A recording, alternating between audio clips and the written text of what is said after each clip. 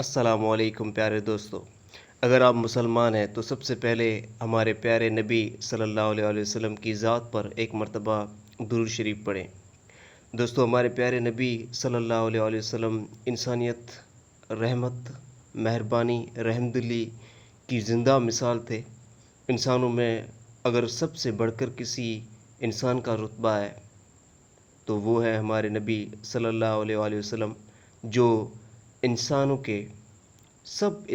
سارے انسانوں کے رتبے، عزت، مان اور شان کے لحاظ سے سب کے سردار ہیں۔ ان جیسا عظیم الشان عزت والا نہ کوئی آیا نہ کوئی آئے گا۔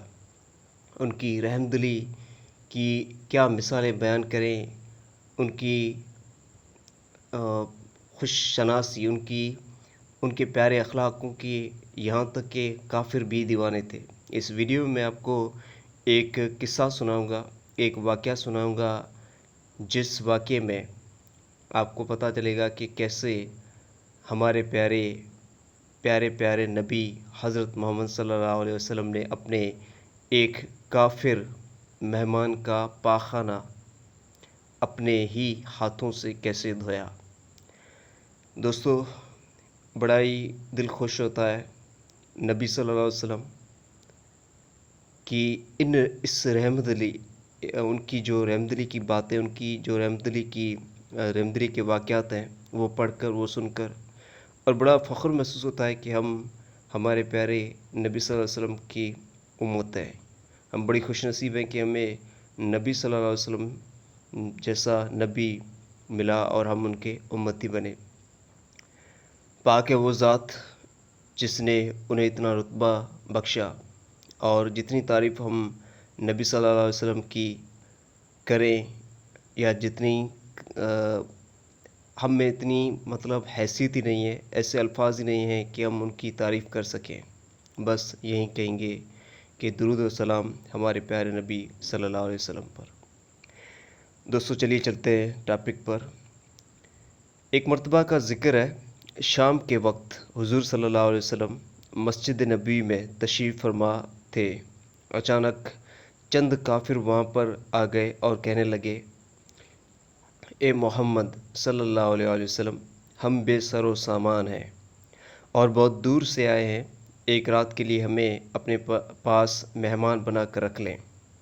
حضور صلی اللہ علیہ وسلم نے صحابہ کرام کی طرف متوجہ ہو کر فرمایا، اے میرے صحابہ رضی اللہ تعالیٰ عنہ، ان مہمانوں کو آپس میں بانٹ لو۔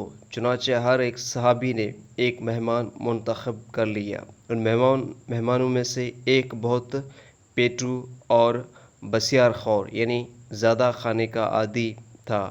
چونکہ یہ جسامت میں بہت موٹا دکھائی دے رہا تھا، اس لیے کوئی اسے اپنے گھر نہ لے گیا۔ وہ اکیلا مسجد نبوی میں رہ گیا۔ جب کسی نے بھی اس کو قبول نہ کیا تو حضور صلی اللہ علیہ وسلم اس کو اپنے ساتھ مہمان بنا کر لے گئے۔ حضور صلی اللہ علیہ وسلم کے گلے میں، نبی صلی اللہ علیہ وسلم کے یہاں 7 بکریاں دودھ دینے والی تھیں۔ یہ دودھ دینے والی بکریاں جنگل میں نہ جاتی تھیں تاکہ ضرورت کے وقت ان کا دودھ دہو کر استعمال کر لیا جائے۔ حضور صلی اللہ علیہ وسلم نے مہمان کے لیے دسترخوان بچھایا اور گھر میں جو روٹی اور سالن پکا ہوا تھا اس کے سامنے لا رکھا۔ وہ مہمان، جس کا نام اوج بن انک تھا، وہ سب کچھ کھا گیا۔ اس کے بعد یک کے بعد دیگرے 7 بکریوں کا دودھ بھی پی گیا۔ ایک کے بعد ایک، یعنی 7 بکریوں کا دودھ بھی وہ پی گیا۔ وہ اتنا زیادہ کھانے کا عادی تھا کہ گھر والوں کے کھانے کے لیے کچھ بھی نہ چھوڑا۔ حضور صلی اللہ علیہ وسلم کی لونڈی کو اس پر بڑا غصہ آیا۔ چنانچہ جب وہ مہمان سونے کے لیے حجرے میں گیا تو لونڈی، جو کہ غصے میں بھری ہوئی تھی، اس نے باہر سے دروازے کی کنڈی لگا دی۔ جب آدھی رات ہوئی تو اس کافر کو بد ہضمی کی وجہ سے قضائے حاجت، یعنی پاخانے کی ضرورت درپیش ہوئی اور پیٹ میں درد شروع ہوا۔ وہ اپنے بستر سے اٹھ کر دروازے کی طرف دوڑا، لیکن جب دروازے پر ہاتھ رکھا تو اس کو بند پایا۔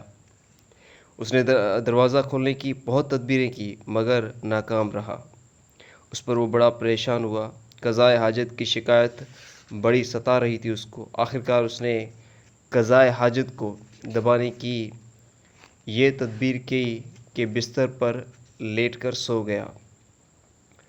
سوتے ہی اسے نیند آ گئی اور نیند کی حالت میں اسے ایک خواب دکھائی دیا، اور اس نے خواب میں اپنے آپ کو ایک ویرانے میں دیکھا۔ جب اس نے اپنے آپ کو خالی ویرانے میں دیکھا تو چونکہ اسے ایسے ہی ویرانے کی ضرورت تھی، اس لیے نیند کی حالت میں ہی اس نے بستر پر پاخانہ کر دیا۔ ابھی وہ قضائے حاجت سے فارغ ہوا ہی تھا کہ اس کی نیند بھی کھل گئی۔ اس نے بستر کی طرف نگاہ دوڑائی تو وہ نجاست سے بھرا ہوا تھا۔ اب تو وہ بہت پریشان ہوا۔ اس کے دل میں نازیبہ حرکت سے بہت سی پریشانیاں پیدا ہو گئیں۔ وہ اپنی رسوائی کے ڈر سے کانپ اٹھا۔ دل میں کہا کہ میرا سونا میری بیداری سے بھی بدتر ہے، یعنی جاگتے میں زیادہ کھا لیا اور سوتے میں بستر پر پاخانہ کر دیا۔ اسے کچھ سمجھ میں نہیں آ رہی تھی کہ وہ کیا کرے۔ اب وہ اس بات کا منتظر تھا کہ یہ رات کب ختم ہوگی تاکہ دروازہ کھلنے کی آواز آئے اور وہ کمان سے نکلے ہوئے تیر کی طرح یہاں سے بھاگ لے، تاکہ کوئی اس کو اس حالت میں نہ دیکھ سکے۔ حضور صلی اللہ علیہ وسلم کو پردہ غیب سے مہمان کی اس حرکت کا پتہ چل چکا تھا، چنانچہ صبح کے وقت آپ خود تشریف لائے اور دروازہ کھول کر خود چھپ گئے تاکہ اس کو شرمندگی نہ ہو، اور وہ باہر نکل کر بلا دھڑک چلا جائے۔ جب کافر نے دروازہ کھلا دیکھا تو خاموشی سے باہر نکل کر بھاگ اٹھا۔ اسی اشنا میں ایک صحابی وہاں پر آئے اور حجرے میں داخل ہوئے اور بستر اٹھا کر حضور صلی اللہ علیہ وسلم کے سامنے لے کر آئے اور کہا، یا رسول اللہ، آپ کے مہمان نے یہ دیکھو کیا کر دیا ہے، یہ دیکھیے کیا کر دیا ہے۔ حضور صلی اللہ علیہ وسلم مسکرا دیے اور فرمایا، ایک لوٹا پانی کا بھر کر لے آؤ تاکہ میں اس نجاست کو اپنے ہاتھوں سے دھوں۔ تو صحابی نے کہا، نہیں، آپ اللہ کے رسول نہ دھوئیں، اسے میں ہی دھو لیتا ہوں۔ لیکن نبی صلی اللہ علیہ وسلم نے ضد کی اور فرمایا کہ یہ میرا مہمان تھا، اس کا پاخانہ میں اپنے ہاتھوں سے ہی دھوؤں گا۔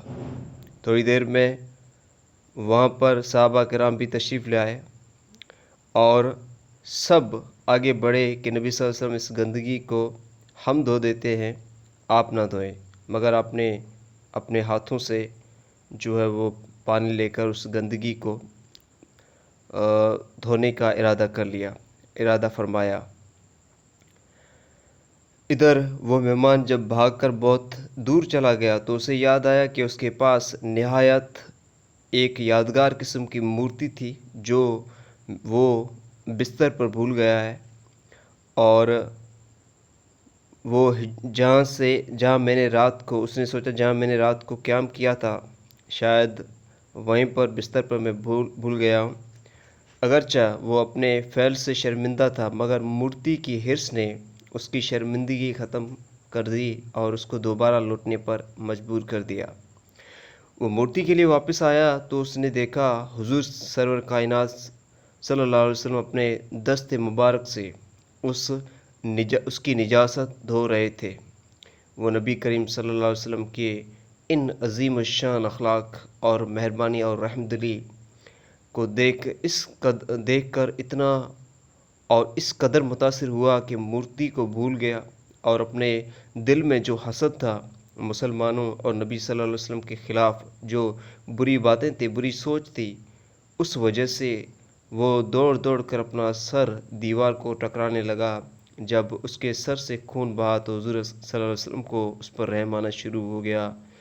وہ مہمان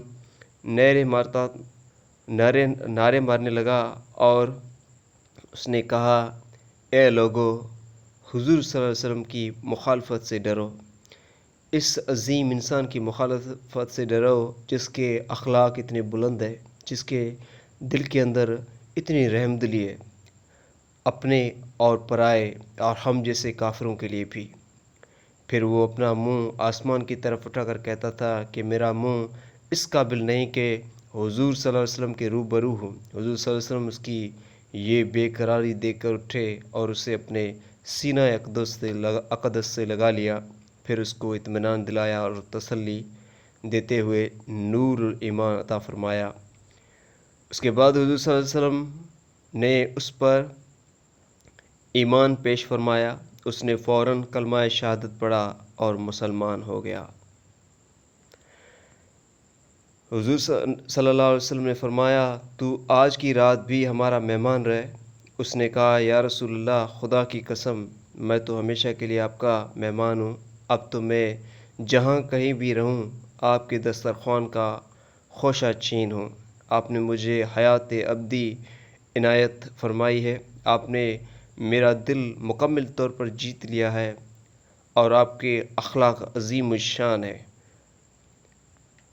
دوستو، یہ واقعہ یہیں پر ختم ہوا، لیکن جو مثال، جو بلند اخلاق کی مثال ہمارے نبی صلی اللہ علیہ وسلم کی اس واقعے سے ملتی ہے۔ دوستو، ویسے تو کوئی الفاظ نہیں ہے کہ نبی صلی اللہ علیہ وسلم کی تعریف کر سکیں، لیکن یقین مانو کیا کہیں، کچھ الفاظ ہی نہیں نکل رہے منہ سے، اتنے بلند پایا ہمارے نبی تھے۔ ہمیں بھی ان کی ایسی تعلیمات پر ضرور عمل کرنا چاہیے اور دوسرے انسانوں کے ساتھ پیار، محبت اور رحم دلی کا مظاہرہ کرنا چاہیے۔ پھر سے کہوں گا، ہزاروں، کروڑوں، لاکھوں اور بے انتہا درود و سلام ہمارے پیارے نبی پر، ہمارے پیارے نبی صلی اللہ علیہ وسلم پر۔ دوستو، ویڈیو یہیں پر ختم ہے۔ اگر ویڈیو پسند آئی ہے تو اسے لائک کریں، چینل پر نئے ہیں تو ضرور سبسکرائب کریں۔ اپنا خیال رکھیے گا۔ اللہ حافظ۔